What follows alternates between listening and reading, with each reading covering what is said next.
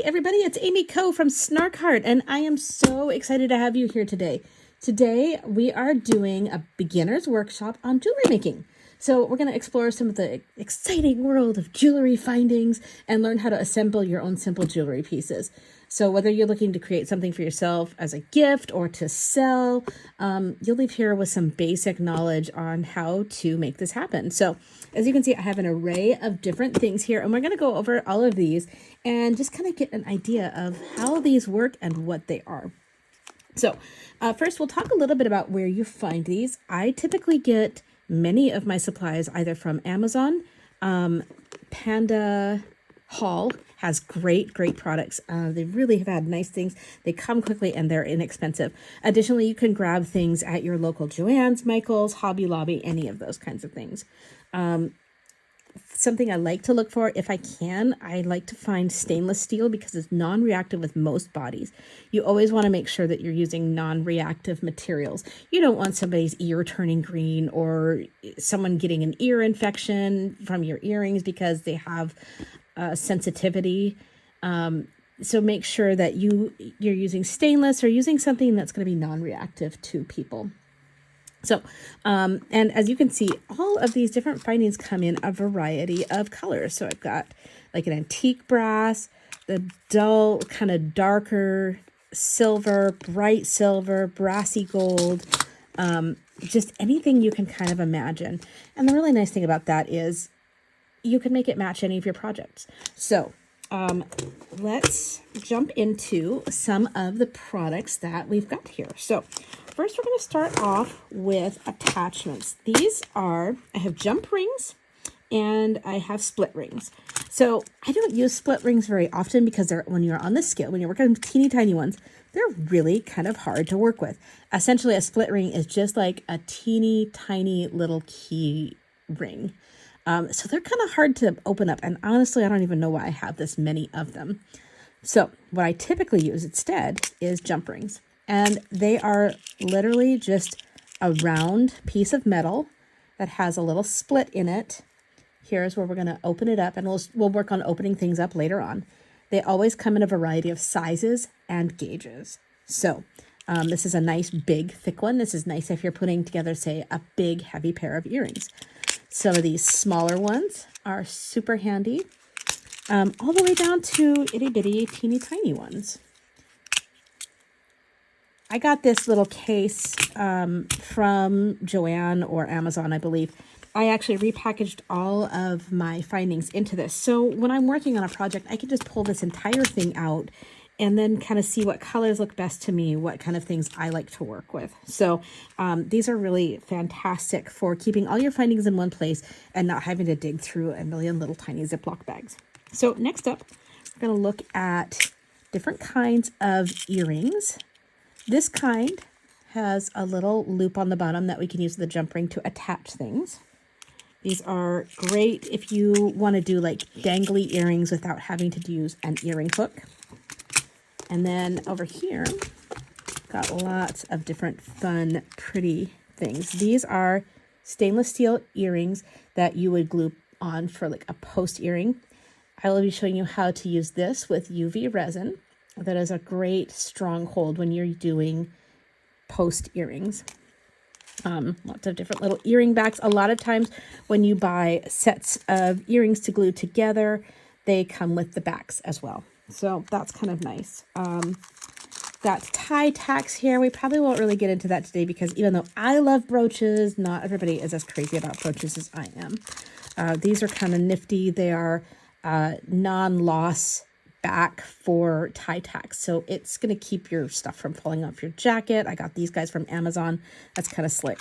Hanger earrings. So let's say you want to do something with a hook. You can get plain ones that look like fish hooks. These have little bows on them. I thought these were so dainty and so pretty. And again, they have a loop right on the bottom there where we can hang things. And then also in this case, we have glue-on bails. So let's say you made some cute little earrings and you forgot to put a loop on it. These glue-on bails are going to save your buns. All you got to do is add a little bit of E6000 and glue it on, and ta-da, you have a charm ready to go. Or let's say you made something really cute and it doesn't have a loop, but you still want to use it.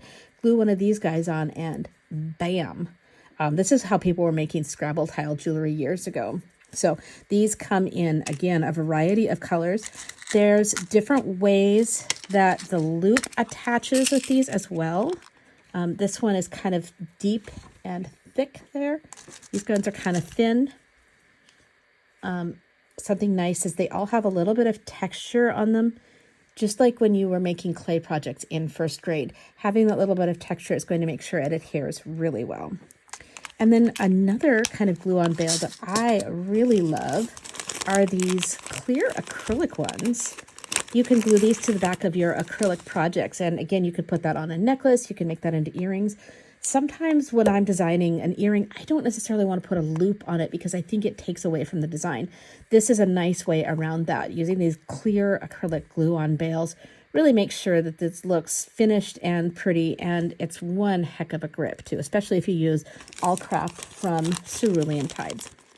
So that's kind of an overview of the various pieces we will be working with today. I mean, as you can see, there's also little pin backs. We're not really going to get into that today, but okay.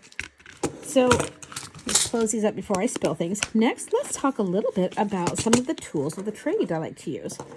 If you've spent any time here, you know that I'm a huge fan of Harbor Freight and their products. If you have small hands like I do, or even if you have grown-up sized hands, these little tools are really nice for getting in and working on things. And the other thing is too, they have a lifetime guarantee. If you bring it back to Harbor Freight, they're going to exchange it out for you, although I haven't broken any of them yet. They have this nice little springy action. Love that. And they're cute, but they fit my hand really nicely as opposed to, say, like a bigger pliers. Yeah, you can use these. These were from my car kit. And you can buy jewelry pliers, but honestly, for $2.97 a pair, I don't think I can get something I like better. Now, sure, if you get to a point where you're doing higher end jewelry, yeah, you're going to want to get higher end tools. But let's be honest, 90% of the things that we make are not going to be heirloom pieces, things that we want to keep forever and always. So be honest with yourself. Get things that work for you. So I typically keep 2 Harbor Freight pliers on hand to use. And I'll show you how I use these with my jump rings. This came from the jewelry store. It's got the round barrel. So if you want to make your own jump rings, you can. You can curl things around. I don't use these real often. Just for the type of work that I do, I don't really use them a lot. And then finally, my most favorite tool are these micro needle flush cutters. These come from Harbor Freight. Also, you can get them at the jewelry making section of your craft store, but honestly, you're going to pay $10 too much for them. These can really get into nice tight places and snip things off with just this nice little teeny pointy tip here. You can cut things that is so much stronger than you anticipate. Let's say you made a jewelry piece and you don't like how the loop looks on it. You can go in and carefully snip that off most times and save the piece. Whoops, sorry everybody. So these are my favorite tools to be using for basic beginner jewelry assembly. So we'll get into how to use our tools with our supplies in just a moment here. Other things that are really handy to have when making your jewelry are head pins and pins with a loop on the end of them. So you can make different dangly parts of jewelry. I always keep lots of head pins on hand in all the different colors. So some of these have a little decorative end on them. Some of them have a little flat end. These are not only nice for making jewelry, but if you are making your own little tiny potion bottles and things, these can be handy as all get out as well. So now you can go to Michael's and get chain and buy clasps and make your entire necklace. That takes a lot of time, and let's be honest, our time is money. So I go to Etsy and buy bulk necklaces and jewelry supplies. So it comes in different lengths. You can buy them in lots of different lengths. Purple Mountain Supply is my favorite supplier at the moment, but they have really quality products, and it's already made for you, so you don't have to try and put these things together. It's got this nice clasp on it. These ones are stainless steel, so it doesn't get all yucky. So I highly, highly suggest getting your necklaces and things in bulk on Etsy and the supplies. When I buy my necklaces in bulk, I actually keep them. They come together with a little ribbon tying them together so they don't get tangled. What I do is I take just a little slip of paper and wrap it around my necklaces like so, and then use a binder clip to hold it together. So when I want to take necklaces off, it's really easy to just open this up and slip a necklace off and they don't get tangled. I can just put these in my storage with lots of different necklaces, and because it has this topper, they don't get tangled and mate with each other, and you end up with a bunch of ugly tiny little necklaces. Joking about the mating part. So, okay, so that is the next section of fun, handy things to have. So as you can see, I have one of these little ball earrings that we talked about earlier that has a loop on the bottom of it to attach my earring. And to attach these two together, I use one of the jump rings. So let's talk a little bit how we use jump rings. When we use them, I always, if I can get it out here, pull one at a time. I just kind of try and find where the little hole, the little part is where they meet each other. And you never want to pull them apart like this, because when you do, you're never going to get the pieces of metal to meet up again. So I use 2 pliers and I twist in opposing directions. So easy. So I grab one on each side and just give a gentle twist, just enough to be able to get my jewelry or something on here. So we'll take this one off and show you what that looks like. See, it's the opposite here. We just take that off. So let's see, come on, you. Just throw that away. You really can't reuse jump rings, but they're so inexpensive, it's not a big deal. So all I would do is take this jump ring I just opened up, slip it through my jewelry hole. This was one of the exclusive files from Cerulean Tide's subscription box, their very first one, so go make sure you download that while it's free. And then I slip my jump ring through my necklace and gently twist these back together. And lo and behold, my earring is now on a necklace. How dang easy is that? Isn't that great? So let's say I made this and I forgot to put a loop on it. Or let's say I made it and somehow it's out of whack and I don't have a loop. All I would just do then is pick out one of my favorite little glue-on bails, just like so, and add a little E6000 and glue it on, and then look at that. And then all you have to do is just add a jump ring to it. So simple and fun and easy. So let's see here. What else can I teach you about? Oh, I was going to teach you how to use UV resin to adhere earring backs. So let me grab my tools and we'll do that next. When it comes to making earrings, there's lots of different ways to attach earrings. These are all ones that have a loop on them. Well, actually, this is like the old fish hook style. Hopefully you can kind of see that. It's hard to see from my end when I'm fiddling with this. But both of these kind have a loop on them, so you can make dangle earrings with a post top. For my ears and for my comfort, I prefer a post top. It just feels better to my ear. But you can always use the hook kind as well. And every one of these will use a jump ring like we talked about earlier. So you'll just put your jump ring on your piece, feed it through the little loop, and then twist it closed, just like we did when making the necklace. But let's talk a little bit about making post earrings with UV resin. Let's just zoom in here a little bit. So UV resin is everywhere and it's an amazing product. I will tell you it's a little bit smelly, but for the quickness and ease of use, it's really kind of worth it. So to make this work, you can cure your UV resin in the sun, but it's not reliable. I always suggest buying an inexpensive UV lamp like you would, like a nail person would use. This one is really great. It was about $26 on Amazon. It has lights on the bottom and on the top.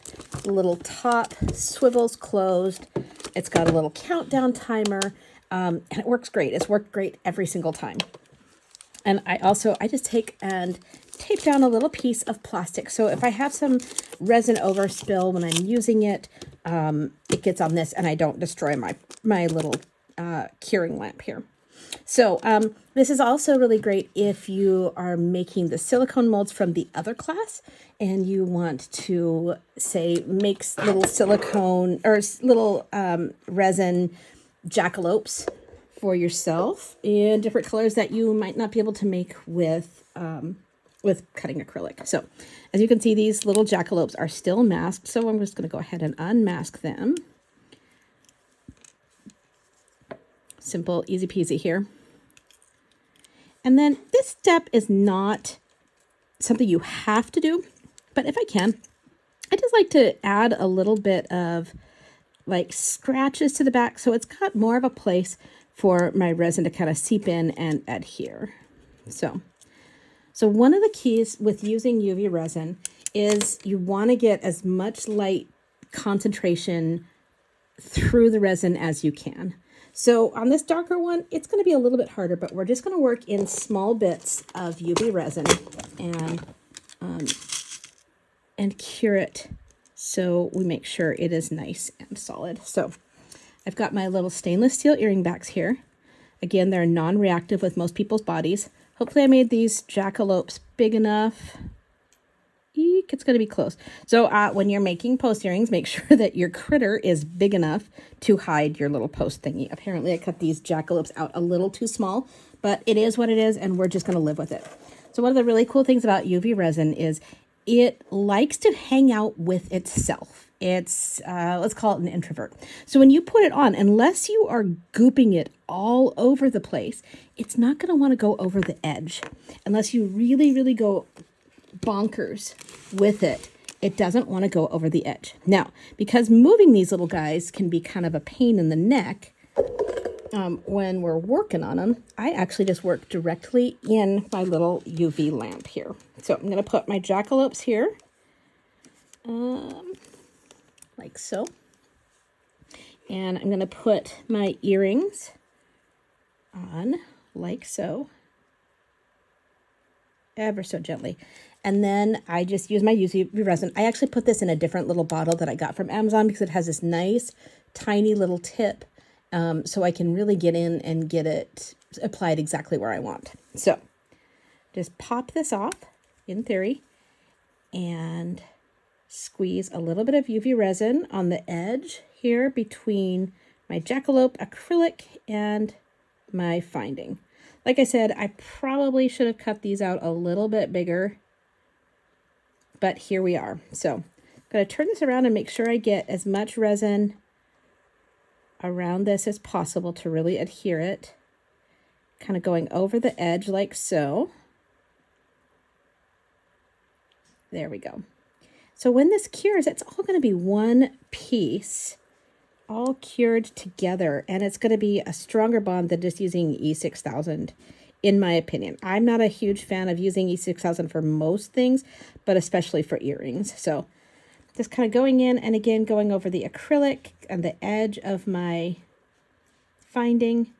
Like I said before, you want to make sure that your piece is big enough that it hides your little findings. But this is kind of just illustrative purposes. So then I'm just going to close up my little thing here and turn this on. Turn on my bottom light and cure for 99 seconds.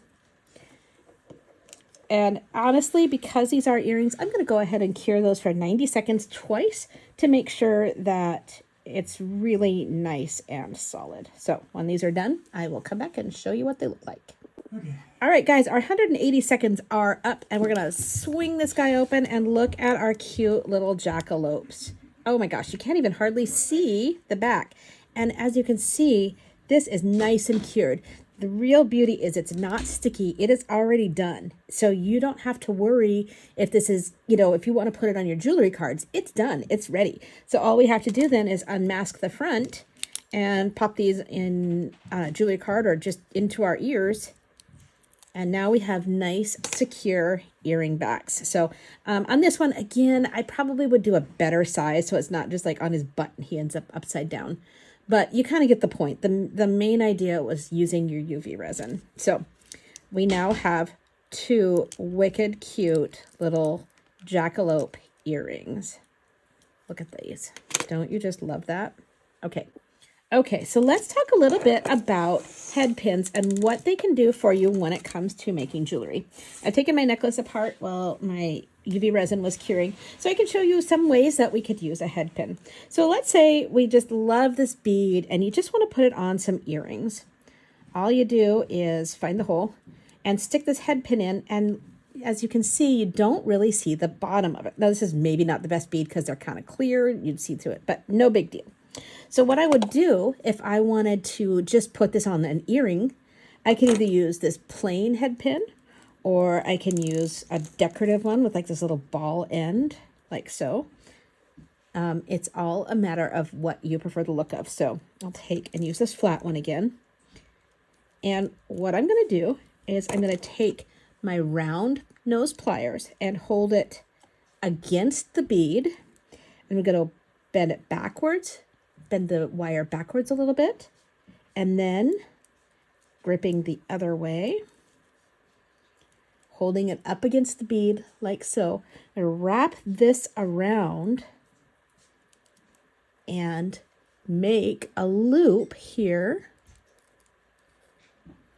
So then I would have this nice little loop I could put on a necklace or earring. Easier said than done when you're trying to record the video. So you just kind of manipulate it, smush it around till you've got what you like. Now you could use your flush cutters right here to come in and snip like so. But if you want this to be really secure, what you can do is hold this with your pliers and wrap the end around like so. And now you've got a really nicely secured little bead. So just like that. And if you've got that little tail end sticking out too much, you can just use your other pliers and smush it in, or use your flush cutters to get even closer. It's kind of hard to see here on the video. So I've got a little too much on the end. I'm just going to bring that flush cutter in and snip it off. Safety glasses are a good thing to think about when you've got little bits of metal flying through the air. My glasses do protect my eyeballs, so that's a plus. Lastly, we're going to talk about eye pins. Now, these are just a little different from our head pins in that they have a little eye, not surprisingly. So this is a little decorative one. There's the flat ones, the decorative ones, and then there's an eye pin. Now, there are some great reasons to use eye pins. If you want to take two of them and open the end up, just like we do with a jump ring, we bend it instead of pulling it, and we stick these guys together and gently bend them back together. Come on, you.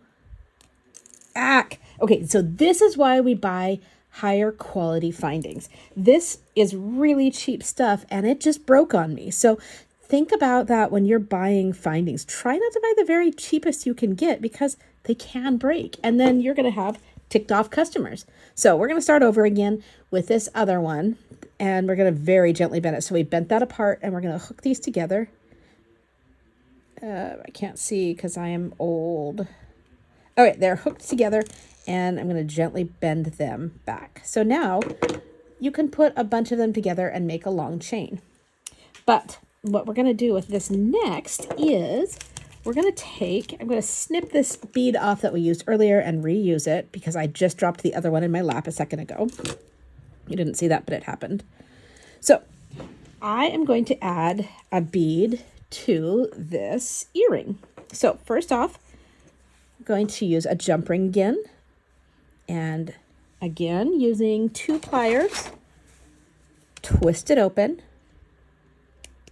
Come on, twisty twist, and apply it to our jewelry piece and twist it back together, just like so, making sure they meet up nice and neat. Now, I will take my eye pin and gently twist it apart. Again, if I had a higher quality finding, I wouldn't have to probably be quite this gentle, but these humdingers want to break on me, which is very irritating. Now I'm going to slip the eye through my jump ring and bend it back together ever so gently. making sure it's closed enough that it's not going to slip off of your jump ring. Okay, now we can slip our colorful bead on here and have another little decorative bit. And then just like we did earlier, we'll bend it backwards, change the position of our pliers. Maybe you can do this without doing that, but I can't make my brain work that way. Bending it back around. Grab my other pliers, hold it together. Come on. Holding my loop together at the top, wind it around.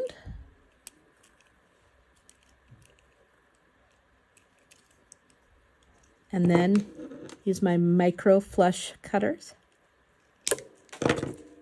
And I have a beautiful bead attached to my jewelry that I made on my laser. So this has been basics, the very, very basics of assembling jewelry. Anybody can do this. And it's really, really fun and satisfying to start off with a bunch of blank acrylic and metal, and at the end of the day, have beautiful pieces you can wear yourself or turn out for your customers. If you have any questions, feel free to send me a message. I would love to help you, or if any of my message is confusing, please let me know. So thank you for coming today. Please like, share, and subscribe. Actually, you know what? Don't share this one. This one's private for the moment. Okay, thanks for coming to Snark Heart. Thank you, guys.